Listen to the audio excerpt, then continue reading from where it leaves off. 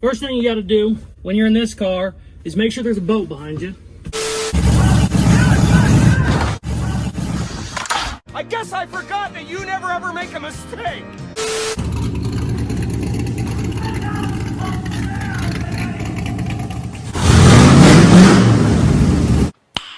Nice.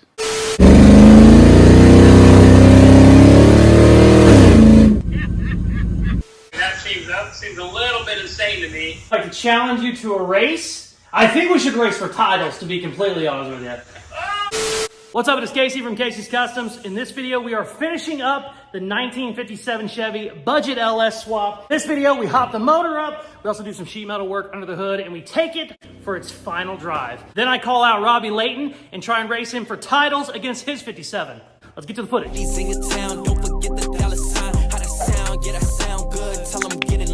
We are back on the beautiful 1957 Chevy. In this video, I'm going to be finishing the build. If you haven't watched any of the videos on this car, it came into the shop 6 or 8 months ago. It had no motor transmission. It had just been sitting for like 10 years, had barn dust all over it. It's a little bit rougher. It was like an 80s restoration, so the paint isn't great. It's got some rust in some spots. We weren't gonna go crazy with like a full-blown restoration, so we decided to do a budget LS swap. And while I was doing that, I added a little hot rod attitude to it. It has a 5-inch drop all around. It has brand new disc brakes, brand new master cylinder, all kinds of stuff like that. And then we found an LS out of a 2010 Chevy van, and we're just kind of doing everything budget friendly. We didn't go crazy. I didn't want to put 20 grand in this thing. I just wanted to do it as minimal as possible. And basically we got it done where it was running and driving, but our engine still didn't quite have the pep that it should have. Beautiful people at Holley have sent me a performance intake. The last video I started installing it, I got the old stock one out, and then I realized I was missing a ton of parts. So I had to order a bunch of little fittings that I needed, a ton of shit. All that has finally came in, and we can get on it. First thing I'm gonna do is pop the intake off. It's just sitting on there right now with a couple bolts, so we can add our fittings to it, and then we're gonna start running all of our fuel line. I finally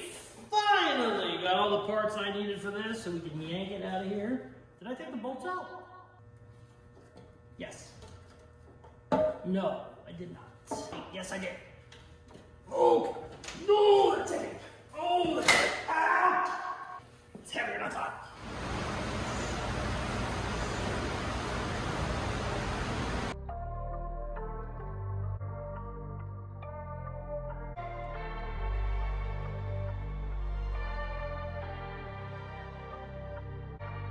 So, this has been a giant pain in the ass, but whenever we were getting the 57 running originally, we're just doing stuff so fast, trying to get it out real quick. We did a lot of stuff that I'm not in love with. I'm going back and changing that, and some of that is why it's not running so well, so it's even better to change it. One of the things we ran into was we went with a Corvette style fuel regulator. Essentially, it's a fuel filter regulator combo, and they're not the best, and we ended up clogging one up because I didn't know there was so much crap in the gas tank.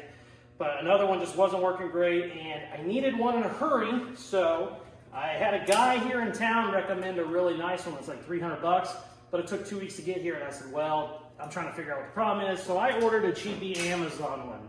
This was like 100 bucks. It actually did fine, didn't have any issues, but it's just one of those things. I knew at some point down the line this would fail because it was like, it might not even been 100, it might have been $70.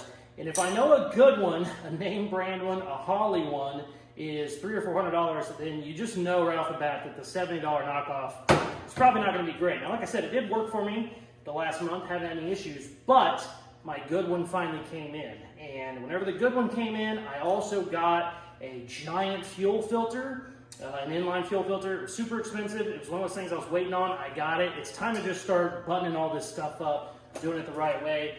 We had a couple lines from the original truck that the motor was from that we were using, fuel lines. Didn't need to do that really. That was just a time saver at the time. Now we're past all that. So, all AN lines, anybody that's made AN lines knows it's a giant pain in the ass. But I went ahead and made all of them. Now we already had some of them, so I don't have to make all of them from scratch, but I basically had to make 75% from scratch. But the one coming off of the tank is good. Had to make a new return. Had to make a new one to the fuel filter, had to make a new one all the way up to our new intake, but all that is done. I finally got all the fittings.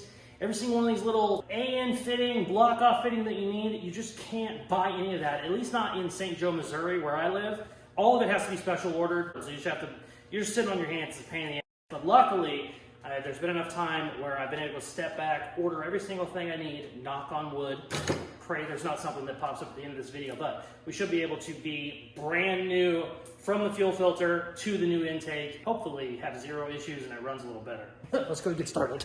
Check it out, here's our new setup. We have a filter now that'll come straight off of that line, goes in to the fuel pressure regulator, and then that goes to the new intake, and then there is my new return. So we have all that done. What I do want to do before we get too crazy is I think since we already had issues with debris in the gas tank, I think I'm gonna go ahead and pop the fuel pump off and just double check the strainer. One of the main problems we had was we did not have a strainer in there. Me and Dan were just in a rush. He didn't put one on. It's not the end of the world. Didn't realize it at the time, and it ended up causing so many issues because even though this was a brand new tank, it just had a ton of shit in it. So I'm gonna go ahead and double check that. I shouldn't have to because I put a brand new strainer on it like a month ago, but it'd be good to do it now while stuff is already taken apart than somewhere down the line. So I'm gonna probably pop that off and then start buttoning up all this shit. Once all these lines are ran, we can put the intake on and hopefully fire it up. But I'm going to do all that tomorrow. It is currently 3 in the morning and I'm tired and I got to find some parts for this damn thing.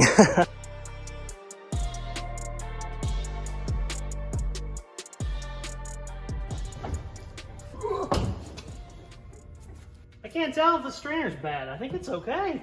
I'm going to change it because I'm in here, but it looks fine. I think we're good, baby. Oh no, it might have some shit in it. That's all right though, we got another one. What's it look like down in there? Yeah, there's some shit in there. Why is there so much shit in my tank? Maybe it's because we reused this. I reused some of the gas filler neck.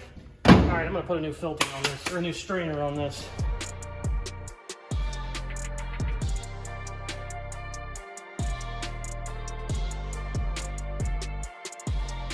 Okay, got the new strainer put in. Went ahead and doubled up. I put 2 strainers on it, which technically shouldn't matter, but it might help a little bit. Also cleaned all of it out. Got as much of the dirt and debris out that I could. There is a lot in that tank. What we're gonna do, we're gonna finish up the lines now, and hopefully we should be done. We can get the intake put on.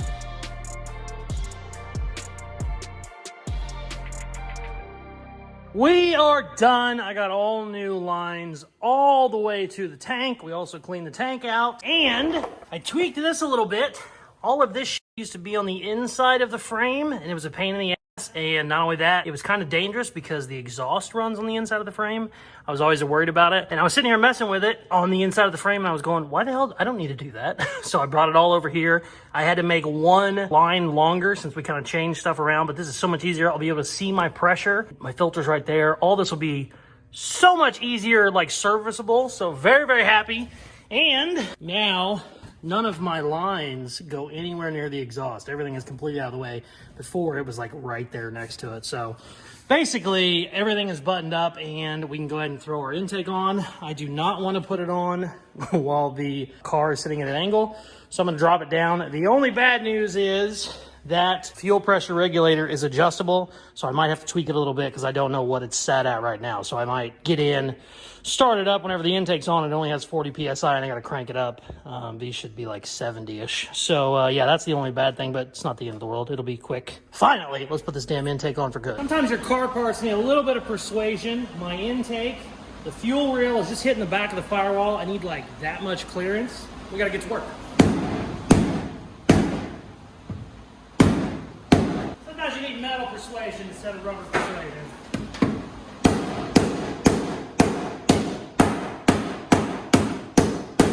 It don't take much, trust me. All right, I think that's good.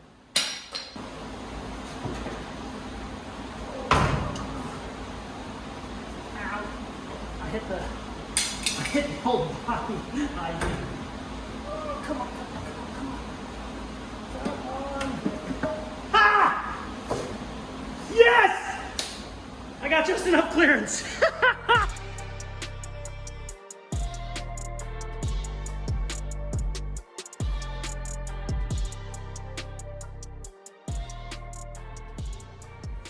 Okay, everything is in, everything looks great. I got one question though, I don't know what this goes to. You shouldn't have extra plugins, usually. Where does that go? I don't know, maybe I did. I don't see where it could go. It's right here. I don't know, that might be an old headlamp plug-in. I don't know. Everything else is good. Throttle's hooked up. Looks great. Should be fine. I'm not ready to test it yet. I still got to put the driver's side header on. I still got to finish welding it, which I'm not excited about, but we need to do it. Intake is on. Everything is looking so good. I am very excited. We do have one problem left, though. My driver's side manifold is, we basically had to make it from scratch because it's just really tight on that side. And sure enough, one of the pipes is so tight, it'll go in there, it'll fit, you can actually bolt it on, but you cannot get a spark plug wire on it. And I tried to make a custom wire. I've had all kinds of issues with it. Basically, it's just always a problem. The engine will see it pop off and it'll just start fouling and you have all kinds of issues. So we're gonna go ahead and just remake that entire driver's side manifold. And as you can tell, I already got started by cutting up a couple different manifolds I had laying around. Let's cut some shit.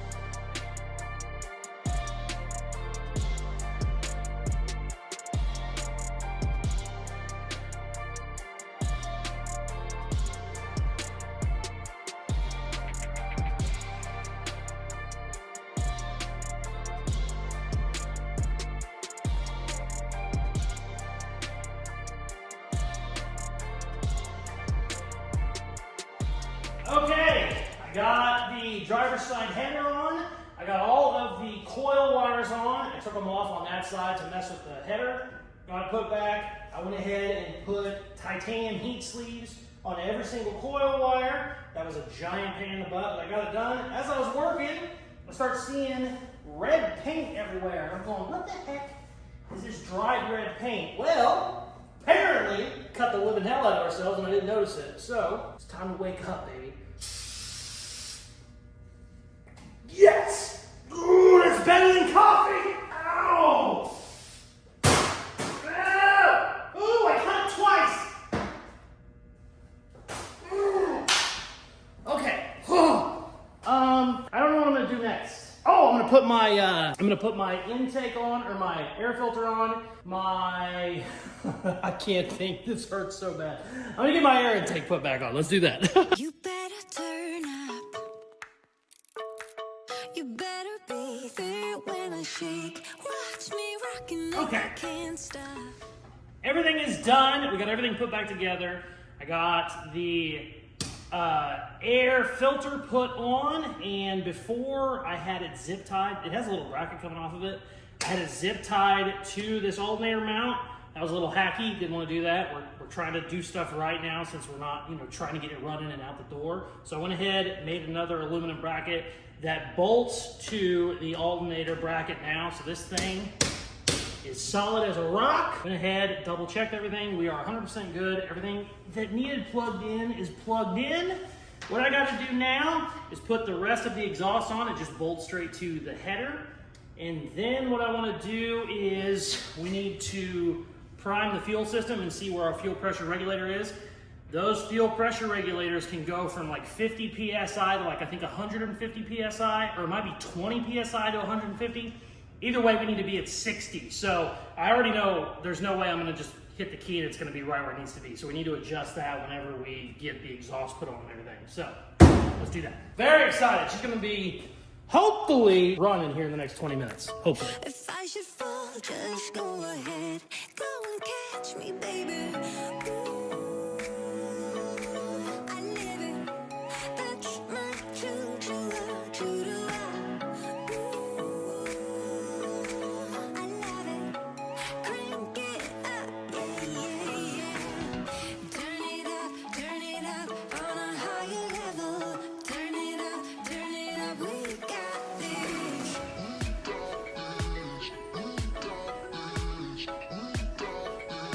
All right, so just in case anybody hasn't seen one of these before, this is a fuel pressure regulator, and here's the adjustment right there.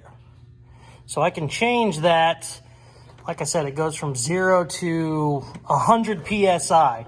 When I first turned it on, it was only like 30, which was definitely not going to be enough to run it. But right now, I got it right at a little over 60, which is actually just a little bit too much, but it shouldn't. Oh, shit. All right. Right now I got a little over 60, which is a little bit too much. It's supposed to be, I think, at 58, but that's not going to hurt anything. So we should be good to go. I got to button all this back up. I'm going to tighten that down so it won't loosen on me. And then this all bolts here. And then we got to start zip tying stuff. I want all this zip tied to the frame. But everything else is looking pretty damn good under here. Woo! God, it's hard to film under a lowered car even when it's jacked up.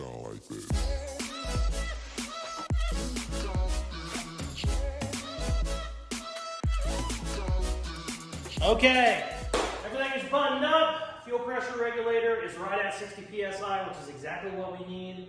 Everything looks good. I turned the fuel pump on, let it run for like 2 or 3 minutes. Didn't see any leaks anywhere, which is awesome. Everything is plugged in, everything is ready to go.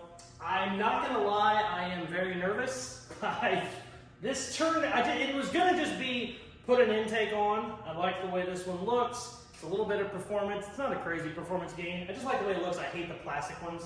They're just so ugly to me. But then it just turned into everything getting upgraded. We ended up, going through all the injectors. We ended up redoing all of our fuel lines. We ended up basically rebuilding our fuel pump. We got a giant fuel filter on there now. Just ended up upgrading everything times 10 from where it was. And there's just so much work into all this shit. The exhaust, I spent like 5 hours remaking that whole passenger side exhaust, all because I couldn't plug one spark plug wire in. I'm just nervous as shit, I'm not gonna lie to you. But it's never ran right, it's always had an issue. So not only was that intake ugly, I knew we had some stuff going on. And I'm hoping, knock on wood, I don't have any wood in the shop. That's not, ooh! Is that plastic? No, it's wood.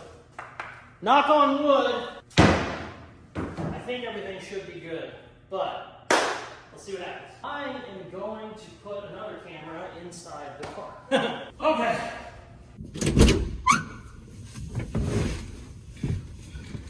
I am way more nervous than I should be. It's no big deal. We can fix it if it doesn't run. Fuel pump on. Okay.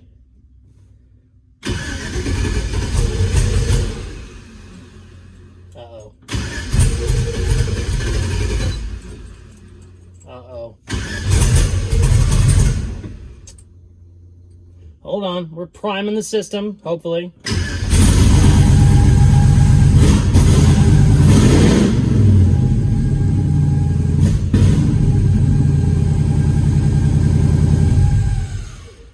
What is that squeal?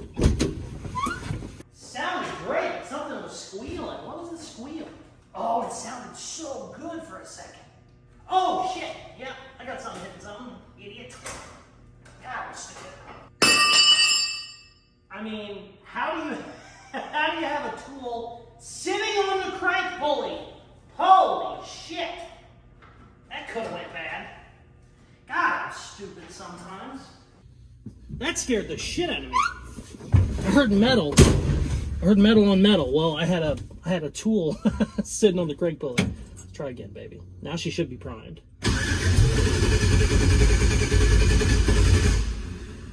I don't like that it's taking a second. I think I might need to turn the fuel pressure up.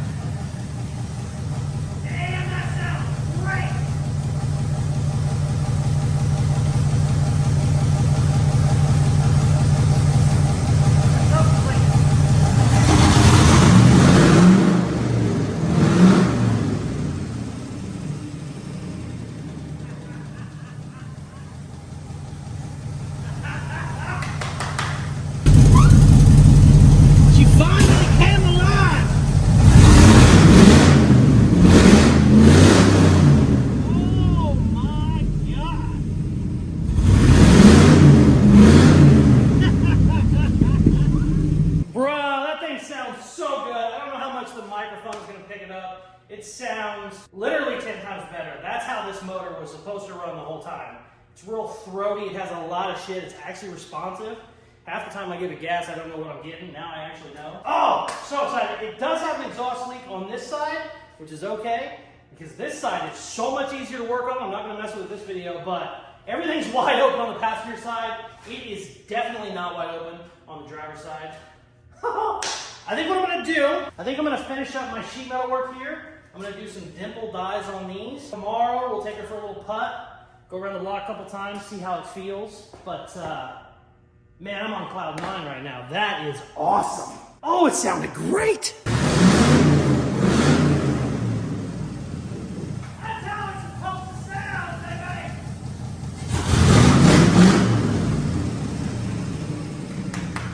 Oh, thank you, Jesus. Like I wrote that thing off. That's what that click is.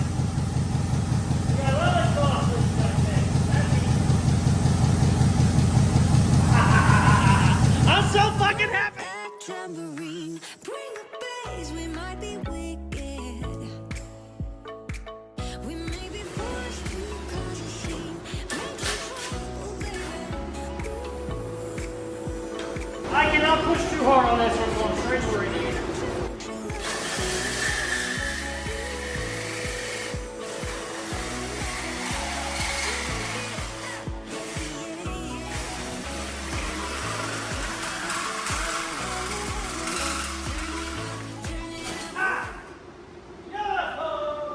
I might have to take it off to do the dimple tie though. We're gonna see.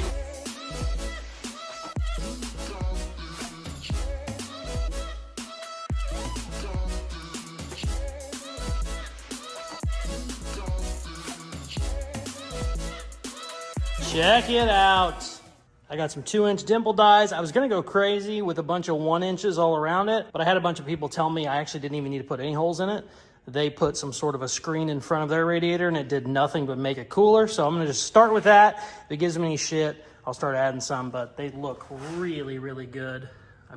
I kind of like them when they're in, but they look bitchin' when they're out too. But I mean, I'm so happy. Not only is this thing running as good as it looks, under the hood now is, I mean, you could actually pop the hood at a car show and not feel ashamed because it was just a lot of zip ties and, you know, plastic bullshit that I hate.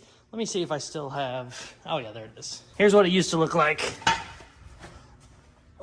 So, you know, performance aside, that's how it used to look, and half of that shit was broke, so we were running like sheet metal screws in it to plug up certain, you know, vacuum ports, blah, blah, blah. I'm so happy. This car is finally sounding like it needs to, and it looks great under the hood now. I am so, so excited, and tomorrow we'll take her for a little spin. I'm not gonna go crazy. Now that I know it's running, I'm just so stoked, but I would like to buzz it around a little bit.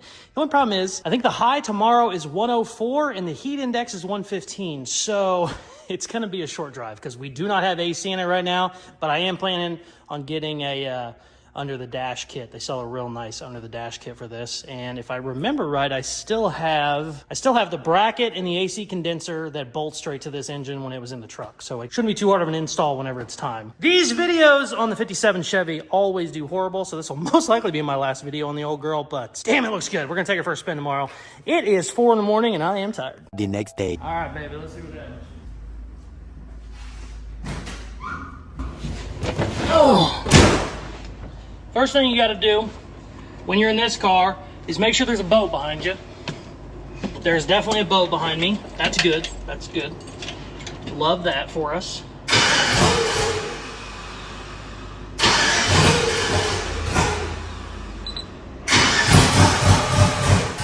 I think those big fuel lines take a minute to charge. Probably need that.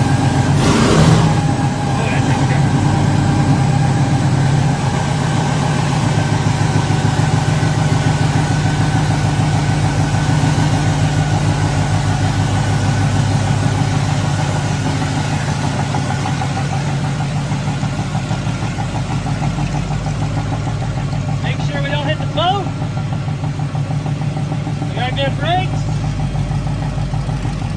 I still hit the boat. It was just a trailer that time.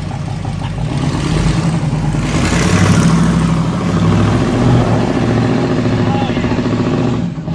Oh, that's how it's supposed to run, baby.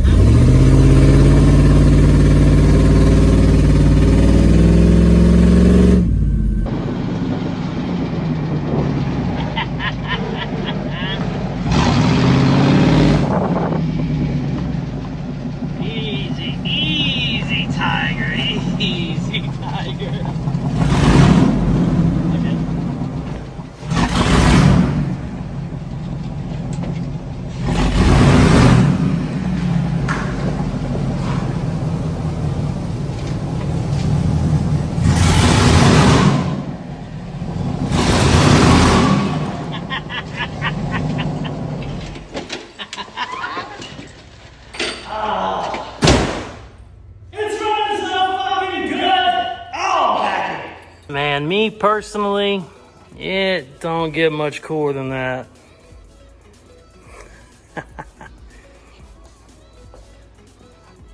I am truly in love with that car. That was absolutely a fucking blast. I said, hold up, wait a minute. Wait, let me make sure I got that stupid face. Oh, it's beautiful. Asshole has done YouTube for a year, and he's like tripled my everything. Is your 57 Chevy done, your LS swap? Well, of course it's done. Well, I just got mine done because it's just me. I don't have like 10 other people helping me with my shit. So my 57 just got done. I would like to challenge you to a race. I think we should race for titles, to be completely honest with you. Oh, yeah, that's funny. But no, come on. I'll be out there. I'll come out to Utah. We'll line them up. Oh, man, well, Here we I go. don't need a second 57, so... But what if you didn't have one or you had two? That's not bad, right? I'm not going to lose mine. I mean, that seems a little bit insane to me. You would want to finish your 57 LS swap and then give it to me. I think I could beat you. Mine hasn't really done anything to the motor, so. Well, mine does. I've done nothing to the motor either. But then we're basically even. I mean, it's a good proposition. I'm gonna kindly decline your offer, but if you were to show up in Utah, I don't think I could say no.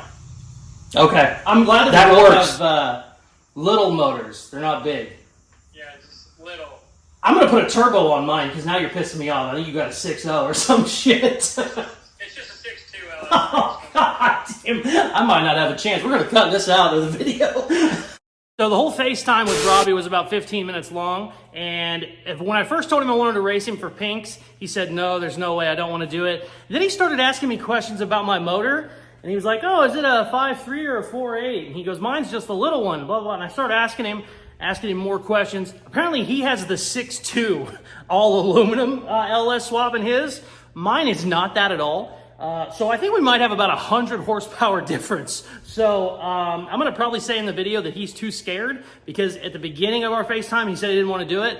And then at the end, he was like, oh, maybe get out here to Utah and we'll do it. Well, after I learned that his motor is much stronger than mine, I think I will politely decline, or we're going to put a couple of, Turboskis on there and maybe then we'll race him.